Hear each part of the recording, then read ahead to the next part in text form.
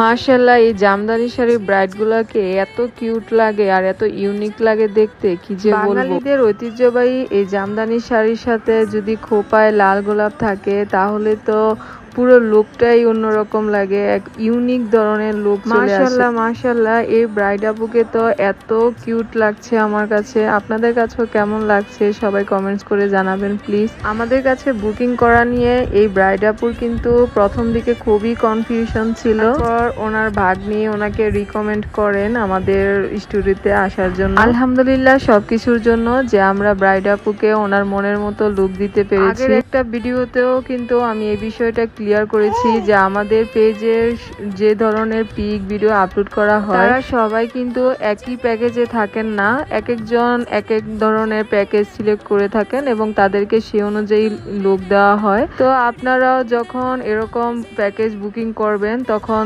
Confirm হয়ে নেবেন যে কোন ধরনের লুক আপনারা করতে চাচ্ছেন। ইনশাল্লাহ আমরা সেই ধরনের লুক ক্রিয়েট করার ট্রাই করি। ব্রাইডাল মেকওভারে আমরা authentic high end product use করে থাকি। প্রোডাক্ট কোয়ালিটি নিয়ে আপনারা নিশ্চিন্ত থাকতে পারেন। ব্যাকগ্রাউন্ডে আমার আনায়রা প্রিন্সেসের সাউন্ড হয়তো পেয়ে থাকবেন আপনারা। ধন্যবাদ সবাইকে আমাদের সাথে থাকার জন্য। ভালো থাকবেন সবাই। আল্লাহ হাফেজ।